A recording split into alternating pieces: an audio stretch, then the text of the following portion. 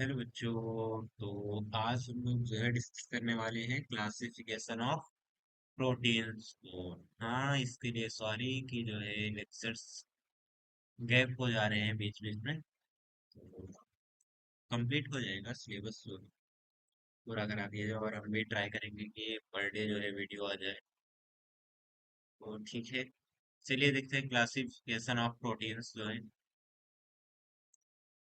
Pen भूल जाते हैं हम लेना जो है। चलिए, तो ये क्या है? क्लासिफिकेशन ऑफ प्रोटीन्स है। क्लासिफिकेशन, जो प्रोटीन्स का क्लासिफिकेशन है, ये फर्स्ट है कंपोजिशन के बेसिस पे। जैसे पहला है फाइब्रस प्रोटीन्स। तो कुछ ऐसे प्रोटीन्स हैं जो फाइब्रस है। तो आप क्या कहेंगे कि जो है ये प्रोटीन प्लास्टिक के होते हैं? जैसे आपको ये पता होगा कि मैक्सिमम एलिमेंट्स जो नेचर में पाए जाते हैं वो हमारी बॉडी में भी पाए जाते हैं। जैसे फाइब्रस प्रोटीन की बात कर रहा है, तो ये फाइब्रस प्रोटीन जो है सबसे ज्यादा पाया किसमें जाता है? आप देखेंगे तो एक पत्ता गोभी का नाम सुना होगा। पत्ता गोभी। तो पत्ता गोभी में सबसे ज्यादा फाइब्रस प्रोटीन जो है पाए जाते हैं। अब आप कहेंगे कि जो है आयरन की जो कमी आती है हमारे शरीर में, वो क्या? कील चबा लेंगे तो आ जाएगा, कील चबाने से हो जाएगा। दरअसल जो है वो हमको चीजें इस फॉर्म में चाहिए कि हमारी बॉडी एब्जॉर्ब कर पाए। जैसे आयरन होता है, तो पालक में जो है वो आयरन होता है। किसमें? पालक में। अब आप इसको स्पिनच भी बोलते हैं, स्पिनच। तो पालक में क्या होता है? सबसे ज्यादा आयरन होता है। आयरन भी होता है। अब आपने सुना है कि जो है एसिड बड़ा खतरनाक होता है, एसिड नुकसानदायक होता है। लेकिन पालक में जो पाया जाता है सबसे ज्यादा ऑक्जेलिक एसिड पाया जाता है। तो आप सिर्फ नाम सुन के मत डर जाइए, उसको पढ़ना और उसको समझना जरूरी है। तो फाइबर में ये नहीं कि क्या हम पॉलीथीन निकालेंगे तो जो है प्रोटीन हमारे अंदर जो है बैलेंस हो जाएगा। तो ऐसी कोई व्यवस्था नहीं है। ऐसी चीजें चाहिए जो हमारे अंदर जाके, हमारे पेट के अंदर जाके डाइजेस्ट हो सके, पच सके, और मिनरल्स में, विटामिन में वो कन्वर्ट हो सके। आप प्लास्टिक खाएंगे, पॉलीथीन खाएंगे, तो वो जो है जाके वहां पचने वाला नहीं है। जाके कहीं ना कहीं चिपक जाएगा या वो वहीं पे रुका रह जाएगा और इन्फेक्शन फैलाएगा। तो चलिए फाइब्रस प्रोटीन्स की बात करते हैं। बाकी इसमें आयरन ही नहीं, हमारी बॉडी में बहुत सारे एलिमेंट्स पाए जाते हैं। जैसे मैग्नीशियम हो गया, क्लोरीन हो गया, सल्फर हो गया, फास्फोरस हो गया। ये सब के सब जो है हमारी बॉडी के अंदर पाए जाते हैं। और एटीसी लगा दीजिए, लिमिट नहीं है, और भी आगे तक। अब इनफाइनाइट तक ना चले जाइएगा, इतने भी समझदार मत बन जाइए। हाँ, तो मैक्सिमम एलिमेंट जो है हमारी बॉडी में पाए जाते हैं और किसी न किसी फूड मटेरियल के माध्यम से हमारी बॉडी में जो है वो जाते हैं। चलिए, in this type of protein consist of linear which are placed side by side to form fibers। इसमें क्या होता है? ये स्ट्रक्चर की बात कर रहा है। इस तरह के जो फाइब्रस प्रोटीन्स हैं, इनका स्ट्रक्चर कैसा होता है? लीनियर होता है, साइड बाय साइड चेन से जुड़े रहते हैं। जैसे यहाँ पर पेज में हमारी थोड़ी जगह कम पड़ रही है, यहाँ नीचे देखिए इसी के। तो ऐसे कार्बन कार्बन कार्बन कार्बन, ये साइड बाय साइड चेन जो है ऐसे ये बनी रहेगी। लीनियर चेन की बात कर रहा है, साइक्लिक चेन की बात नहीं की है, इसीलिए क्लियर किया हुआ है। साइक्लिक चेन होती तो साइक्लिक चेन ऐसे कोई बन रहा होता ना, 6 कार्बन, 4 कार्बन, 3 कार्बन का ऐसे ही, या और भी प्रोटीन के बहुत लंबे लंबे स्ट्रक्चर आते हैं। तो उसमें साइक्लिक चेन होती है, लेकिन ये कैसा है? लीनियर चेन है। तो इसमें क्या होगा? Side by side linear chain होगा। Okay. Current different polypeptide chain are hold by intermolecular hydrogen bonds, resulting in the strong intermolecular forces of attraction. They have long thread-like structures। कह रहे हैं कि different peptide chain are hold by intermolecular hydrogen. जो अलग अलग प्रकार के peptides हैं उनकी जो चेन्स हैं ये किसके द्वारा फॉर्म की गई हैं? इंटरमॉलिक्यूलर हाइड्रोजन्स के द्वारा। और ये बॉन्ड जो है जैसे कि बड़ी बड़ी चेन है, कहीं पे 10 कार्बन 20 कार्बन इस तरह के और भी आगे तक लगे हुए हैं, तो ये टूटते क्यों नहीं है? तो कह रहा है कि स्ट्रॉन्ग इंटरमॉलिक्यूलर फोर्सेस, मतलब मजबूत अंतराण्विक बल के द्वारा जो उसके कण हैं, वो जैसे कि आप इसको थोड़ा फिजिक्स में या जो केमिस्ट्री का सॉलिड स्टेट का पार्ट है उसमें बहुत डिटेल में पढ़ेंगे कि इंटरमॉलिक्यूलर फोर्स होता क्या है। जैसे सॉलिड में इंटरमॉलिक्यूलर फोर्स बहुत ज्यादा होता है कि जिसको हमको तोड़ने में बहुत ताकत बतानी पड़ती है। तो ये और भी डिटेल में अपन ने चैप्टर में पढ़ेंगे। यहाँ पर इतना समझिए कि ये इंटरमॉलिक्यूलर फोर्स उसके अंदर अंतराण्विक बल होता है जिससे कि वो बॉन्ड जो है बने रहते हैं, जुड़े रहते हैं एक दूसरे से, टूटते नहीं है। अब ऐसा नहीं है कि कितना भी टेम्परेचर दे दिया जाए और कितना भी जो है उसको हीट दे दिया जाए क्या तब भी नहीं टूटेंगे। तो ऐसा नहीं है। साधारणतः नॉर्मली वो जो है बॉन्ड अपने आप रिएक्ट करके नहीं टूटते हैं।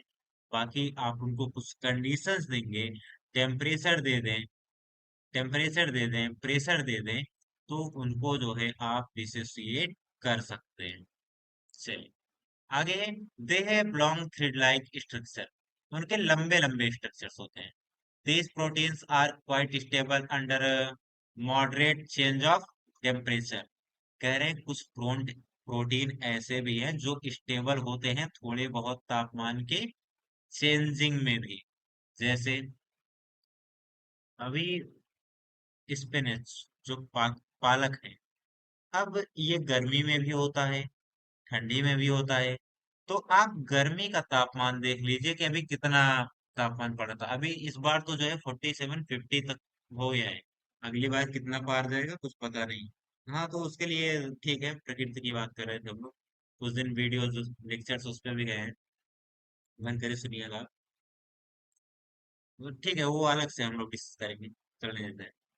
अभी जो है टेम्परेचर अगर बढ़ जाए तो ऐसा थोड़ी ना है कि पालक में आयरन की जगह जो है कुछ और आ जाएगा, ऑक्जेलिक एसिड की जगह जो है उसमें साइट्रिक एसिड आ जाएगा। तो ये है यहाँ पर कि थोड़े बहुत तापमान के परिवर्तन से उसमें कोई चेंजिंग नहीं होती है। उनका पीएच मान नहीं बदलेगा, यहाँ पे देखिए, as well as pH value, उनका पीएच वैल्यू भी नहीं बदलेगा, उनका स्ट्रक्चर नहीं बदलेगा।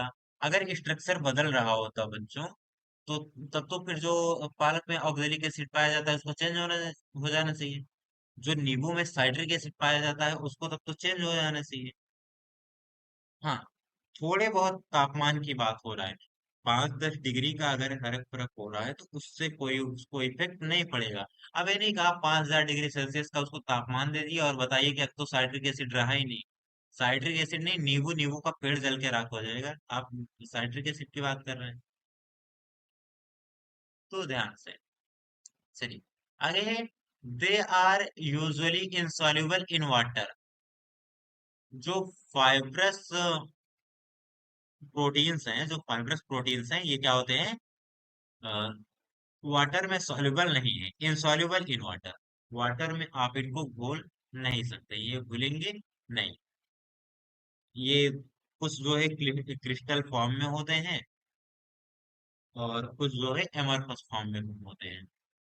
तो ये जो है घुलते नहीं है। कौन कौन से इसमें? कैरेटिन है जो कि हमारी स्किन में पाया जाता है। आगे है कोलेजन जो कि टेंडन्स में पाया जाता है। मायोसिन जो मसल्स में पाया जाता है। और फाइब्रिन इन सिल्क जो कि सिल्क में पाया जाता है। अब आप कहेंगे अभी तक तो आप बताए पत्ता गोभी में पाया जाता है। तो बच्चे हमारे बॉडी को जो फाइबर मिलेगा वो पत्ता गोभी में और हरी सब्जियों में बहुत ज्यादा मात्रा में होता है। अब यहाँ पर डायरेक्टली जो है ह्यूमन बॉडी की बात कर रहा है और प्लांट्स की बात कर रहा है। प्लांट जैसे ये सिल्क हो गया, तो सिल्क सीधे सीधे फाइबर में कन्वर्ट होता है। अब क्या हम लोग प्लास्टिक के बने हैं? ये बोल तो रहे हैं कि ये जो है मायोसिन एक प्रकार का फाइब्रिक प्रोटीन है जो कि हमारे मसल्स में पाया जाता है। तो जब हम ऐसी फाइब्रिक मटेरियल्स खाएंगे तो हमारी मसल्स बनेंगी, हमारी बॉडी मजबूत रहेगी। नहीं तो क्या है, धक्का प्लेट गाड़ी जैसे पड़े रहेंगे हम लोग।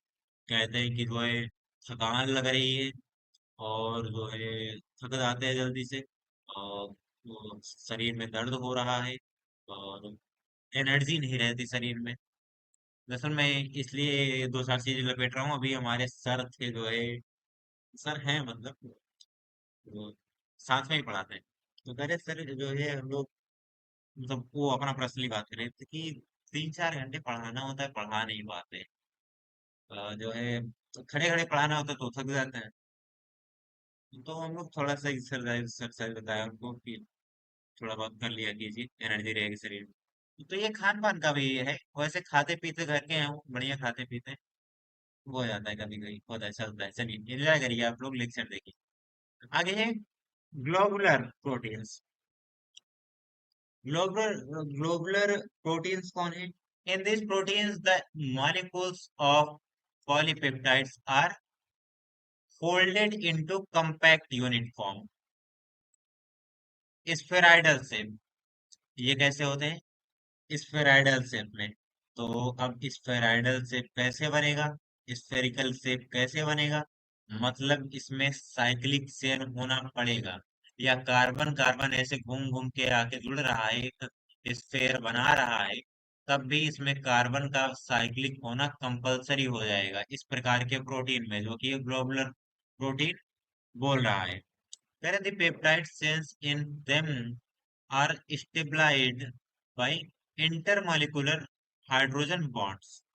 ये इंटरमॉलिक्यूलर जो हाइड्रोजन बॉन्ड्स हैं, इनके द्वारा स्टेब्लिश रहते हैं। नहीं तो स्टेबलाइज स्टेब्लिश होता नहीं है, भी रिएक्ट कर करके टूटता फूटता रहता, कुछ भी बनाता कुछ भी निकल जाता। चलिए आगे। These are generally stable in quite in aqueous solution. Aqueous solutions किसमें किसमें सॉल्युबल हैं? जैसे एसिड हो गया, बेस हो गया, साल्ट हो गया, इन सब में क्या है ये? सॉल्युबल है। अब और कह रहे हैं कि and regulate the life cycle. उस लाइफ साइकिल को भी रेगुलेट करने के लिए काम में आते हैं। जैसे भी हमने बच्चों बात किया था, नाम ही देख के और जो इसका थ्योरी दे रहा था उसको देख के, कि इसमें कुछ ना कुछ चेंज का जो है वो साइक्लिक होना जरूरी है। तो आप हीमोग्लोबिन का जो है स्ट्रक्चर सर्च करिएगा, देखेंगे तो जो है उसमें साइक्लिक चेन बहुत सारी जुड़ी रहती है। इसका क्या काम है? ट्रांसपोर्टिंग एजेंट है, हमारी बॉडी में सर्कुलेशन का काम करता है। गामा ग्लोबुलेंस एंटीबॉडी इसका काम करता है। हाँ, अब ये एंटीबॉडी कौन सी है? जैसे हमारे शरीर में जो बीमारियां होती हैं, उनसे रक्षा के लिए हमारे शरीर के अंदर ही एंटीबॉडी बनाती है, जिससे कि हम बीमारियों से लड़ सके, हमारा शरीर, हमको जल्दी जल्दी इन्फेक्शन ना हो। आगे इंसुलिन, ये क्या है? एक प्रकार का हार्मोन्स है। और इंसुलिन अगर कम हो जाए, जैसे कहते हैं कि ग्लूकोज बढ़ गया है, और जो है शुगर की बात होती है वैसे। शुगर हमने पिछले लेक्चर में बताया हुआ है कि है क्या? ग्लूकोज को ही शुगर बोला जाता है, जो हमारी बॉडी में पाया जाता है। तो इसमें ग्लूकोज बढ़ता घटता तो है थोड़ा बहुत, लेकिन उसको जो बैलेंस करने का काम करता है वो करता है इंसुलिन। अगर इंसुलिन किसी का कम हो गया है, तो ग्लूकोज जो है वो अपने आप बढ़ा बढ़ा सा दिखाएगा। इसीलिए इंसुलिन के जो टेबलेट्स लिए जाते हैं इंसुलिन बढ़ाने के लिए, इंसुलिन काम करता है उसको कंट्रोल के लिए ना। इसमें शुगर कंट्रोल नहीं होता, इंसुलिन अपना वो बैलेंस बना के रखता है, खुद को बैलेंस बना के रखता है। इंसुलिन बैलेंस रहेगा तो ग्लूकोज अपने आप बैलेंस दिखाएगा। इंसुलिन कम होगा तो ग्लूकोज बढ़ा बढ़ा सा दिखाएगा ना। जैसे कि एक ये स्टिक है, अगर हम, ये कप छोटी होगी जब इसके बगल कोई बड़ी वाली खींच दे ना। तो ये है। अब ये जो ग्लूकोज है और इंसुलिन है, दोनों बराबर मात्रा में है। इंसुलिन अगर कम होगा तो ग्लूकोज अपने आप बड़ा बड़ा सा दिखाएगा। ग्लूकोज जो बढ़ता है यही है शुगर, हमारी बॉडी में जो पाया जाता है। लोगों को समझ में आता है कि वो चीनी है, जो सुक्रोज होता है वो। तो लोगों को बता दिया जाए भाई, तो जो है कि आप जो ग्लूकोज ग्लूकोज ग्लूकॉन डी चिल्लाते रहते हैं, ग्लूकोज ग्लूकोज, वही है जो आपकी बॉडी में शुगर का काम कर रहा है। जो लोग पहले तो आपको बेवकूफ घोषित कर देंगे, और अगर समझ गए थोड़ा बहुत, वो आपकी बात मान गए, तो जिंदगी भर कभी ग्लूकोज नहीं लगवाएंगे वो। तो इस तरह का है। तो उनको बताइए कि जो है वो चीनी नहीं है। C12H22O11 ये बिल्कुल नहीं है, वो ग्लूकोज दूसरा है ना। वो ग्लूकोज है C6H12O6, जो उनकी बॉडी का कबाड़ा करके रखा हुआ है। तो ये समझना जरूरी है ना। एक मेम आता है, why education is most important. तो education is most important for your knowledge, to save your life. आगे, माल्टोज। माल्टोज क्या है? एक एंजाइम है ये। ये भी क्या करता है? ग्लूकोज का फॉर्मेशन करता है। चलिए आगे चलिए अब। आगे है बच्चों, classification according to hydrolysis product.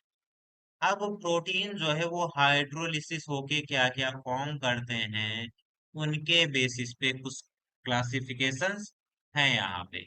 इसमें सबसे पहला है जो बच्चों, वो है सिंपल प्रोटीन्स। सिंपल प्रोटीन ये क्या है? These are proteins which when hydrolyzed form only alpha amino acid। ऐसे सिंपल प्रोटीन्स जो कि ब्रेक होते हैं या फॉर्म करते हैं सिर्फ अल्फा एमिनो एसिड्स को। ओनली अल्फा एमिनो एसिड्स को वो फॉर्म करते हैं, उसके बाद उनको अलग अगल बगल से कोई लेना देना नहीं, क्या बनता है क्या नहीं बनता। वो सिर्फ अल्फा एमिनो एसिड फॉर्म करेंगे, बस। ये है सिंपल प्रोटीन्स, और किसी रिएक्शन से उनका कोई लेना देना नहीं। जैसे कुछ सीधे साधे बच्चे होते हैं, स्कूल से घर, घर से स्कूल जाते हैं, वैसे ये बेचारा हाइड्रोलिक मतलब ये ब्रेक होगा या फॉर्मेशन करेगा, तो अल्फा एमिनो एसिड का फॉर्मेशन करेगा, उसके बाद सो जाएगा। चलिए आगे, एल्बुमिन्स और ग्लोबुलिन्स और गुलेटिलिन्स, ये तीनों भाई भाई हैं, एक ही घर के हैं, और फैमिली कौन है इनका? Simple proteins. ये तीनों के तीनों सिंपल प्रोटीन्स हैं। आगे है कंजुगेटेड प्रोटीन्स। कंजुगेटेड प्रोटीन्स की क्या क्या विशेषता है? In this case, a protein part is linked to non-protein part called phosphatic group। क्या बोलते हैं इसको? प्रोस्फेटिक ग्रुप बोलते हैं। एक प्रोटीन जो है वो जुड़ा रहता है नॉन प्रोटीन पार्ट से ना। मतलब एक पढ़े लिखे बच्चे की दोस्ती एक बदमाशी करने वाले बच्चे से, जो पढ़ता लिखता नहीं है, ऐसे बच्चे से ना। तो ऐसा है, एक अच्छा बच्चा, खराब बच्चा टाइप का कुछ नहीं होता, बस वो आपके अकॉर्डिंग नहीं है, बस ना। चलिए, एक प्रोटीन है एक नॉन प्रोटीन है, दोनों आपस में जुड़े हुए हैं। मतलब ये है गैर बिरादरी विवाह, उसी टाइप का है। हंसते रहिए बस, और कुछ नहीं। चलिए आगे, डेराइव्ड प्रोटीन। डेराइव्ड प्रोटीन में क्या है? These are the proteins formed by partial hydrolysis of simple conjugated proteins। ऐसे प्रोटीन जो सिंपल कॉन्जुगेटेड प्रोटीन, जो अभी हम ऊपर वाला देख रहे हैं, जिसमें एक अच्छा बच्चा है मतलब प्रोटीन है, और जुड़ा हुआ है किससे? नन प्रोटीन से ना। तो इनके हाइड्रोलिसिस से ये फॉर्म होता है डेराइव्ड प्रोटीन। इसमें से कौन से हैं? प्रोटियोसिस, पेप्टोन्स, पेप्टाइड्स, ये सब क्या है? डेराइव्ड प्रोटीन्स हैं ये। पेप्टाइड भी डेराइव्ड प्रोटीन के अंतर्गत आता है। चलिए, यहाँ तक एंजॉय कर रहे हैं आप लोग, चलिए आगे भी शुरू करते हैं। General characteristic of protein. Protein को हम लोग पहचानेंगे कैसे? जैसे इंसानों को पहचानने के लिए हम लोग लगाते हैं ना कि क्या क्या कंडीशंस होंगी, कि बंदा होशियार है कि चालाक है कि चोर है कि धोखेबाज है, वैसे कुछ कैरेक्टरिस्टिक है बस। एलिमेंटल कंपोजिशन, सबसे पहले क्या है? Elemental composition. Apart from carbon, hydrogen, oxygen, nitrogen is the most essential constituent all the proteins a few proteins में also contain sulphur and proteins. बिल्कुल, उम्मीद है आप सब समझ गए। चलिए समझाते हैं। इसमें क्या क्या होता है, प्रोटीन्स में कंडीशंस क्या है, क्या क्या चीजें कंटेन करके रखते हैं। पहले कार्बन तो होगा ही होगा, हाइड्रोजन भी होगा, ऑक्सीजन भी होगा और नाइट्रोजन भी होगा। एक प्रोटीन के लिए ये चारों चीजें कंपलसरी हैं, बिल्कुल। कार्बन, हाइड्रोजन, ऑक्सीजन, नाइट्रोजन, ये चारों चीजें एकदम कंपलसरी हैं। किसके लिए? एक प्रोटीन, किसी को भी प्रोटीन कहने के लिए। ये है एलिमेंटल कंपोजिशन। उसको हम कैसे एलिमेंट्स के बेसिस पे कैसे पहचानेंगे ना। चलिए आगे के कुछ ऐसे हैं जो सल्फर और फास्फोरस को भी कंटेन करके रखते हैं। कुछ कैसे हैं जो सल्फर और फास्फोरस को भी कंटेन करके रखते हैं। उनमें सल्फर और फास्फोरस भी जुड़ा होता है। आगे मॉलिक्यूलर मास। मॉलिक्यूलर मास, इनका जो मॉलिक्यूलर मास होता है प्रोटीन का, the molecular mass of proteins are more than 10,000 AMU। इनका जो मॉलिक्यूलर मास है वो 10,000 AMU से ज्यादा होता है। चलिए इतना हो गया है, आगे चलते हैं। आगे फिजिकल स्टेट। फिजिकल स्टेट क्या होता है? Proteins are mostly sites which are the amorphous nature, however a few may be also crystalline। Physical state के बेसिस पे इनको हम कैसे पहचानेंगे? ये कुछ जो है एमरफस होते हैं नेचर से, और कुछ जो है क्रिस्टैलिन होते हैं। अब आप कहेंगे कि जो है ये तो उसका सॉलिड स्टेट का फिजिकल स्टेट होता है, जिसमें एमरफस सॉलिड और क्रिस्टैलिन सॉलिड दोनों होते हैं। फिजिकल स्टेट की बात कर रहे हैं ना, भौतिक अवस्थाओं की। तो कुछ प्रोटीन है जो एमरफस होते हैं, कुछ जो है क्रिस्टैलिन होते हैं, क्रिस्टल के फॉर्म में होते हैं। आगे nature. Just like alpha amino acid, proteins are amphoteric in nature. Amphoteric, ये क्या होता है? इसका मतलब आप समझ जाइए तो नेचर समझ में आ जाइए ना। एम्फोटेरिक दरअसल ये दोहरा गुण है जो एसिड और बेस दोनों का काम करते हैं ना। दोनों पार्टी में रहने वाले।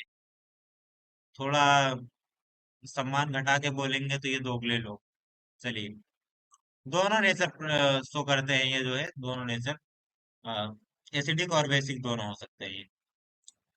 Both the acids and base, ये एसिड और बेस दोनों का नेचर रिप्रेजेंट करते हैं।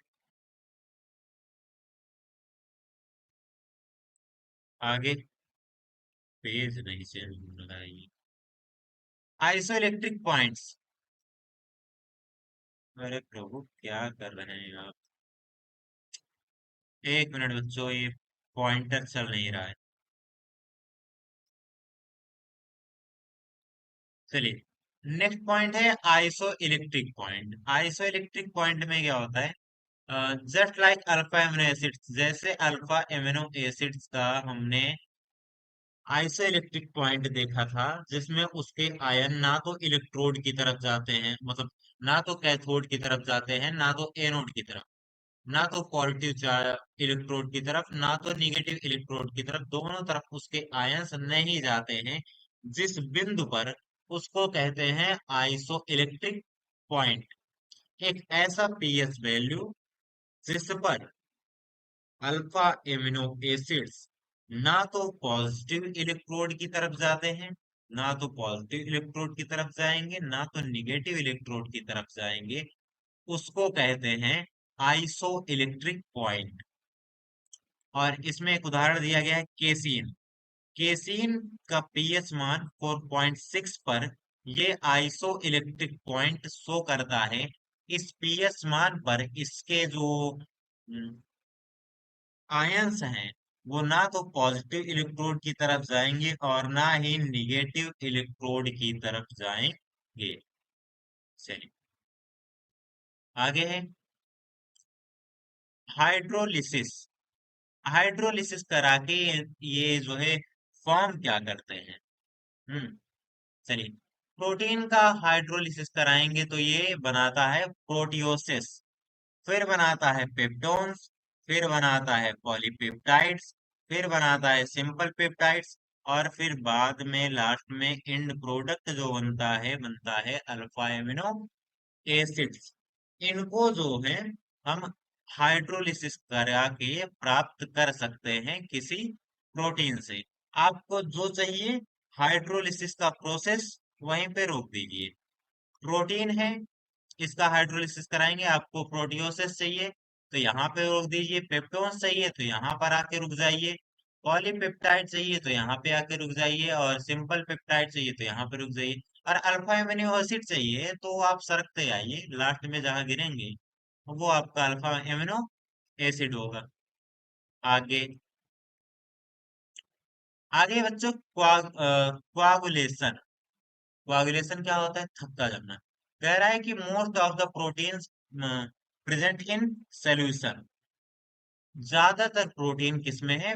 सोल्यूशन, विलेन के फॉर्म में होते हैं, सोल्यूशन में होते हैं। तो इनको कैसे पृथक करते हैं? हीट, हीट के द्वारा। When heated are coagulated, the coagulation of the protein is also called denaturation. इसको जो कोआगुलेशन कराते हैं वो क्या, कौन सी प्रक्रिया कहलाती है? डीनेचुरेशन। क्यों? क्योंकि बच्चों सबसे पहले वो नेचर में जिस फॉर्म में उपस्थित है, विद्यमान है, वो तो सोल्यूशन के फॉर्म में है। अब उसको हम सोल्यूशन से कोआगुलेट कर रहे हैं, वो हीट करके करें या उसको जो है स्थिर रख के करें, जैसे भी, तो फिर तो डीनेचुरेशन ही हुआ ना, कि उसकी प्रकृति को हम परिवर्तित कर रहे हैं। जो प्राकृतिक रूप में मिला हुआ था उसको अब हम रहने नहीं दे रहे हैं। तो उम्मीद है आपको ये लेक्चर अच्छे से समझ में आया होगा, और thank you for watching. Enjoy करिए, और हम जल्दी उपस्थित होंगे आपके सामने नेक्स्ट लेक्चर लेके, जो कि अभी इसी प्रोटीन के ही एक टॉपिक पर है, biological importance of protein. Biological importance क्या है प्रोटीन का? नेक्स्ट लेक्चर इस पे होगा। तो उम्मीद करेंगे कि जो है हम जल्दी ही मिलें फिर से। एंजॉय करिए।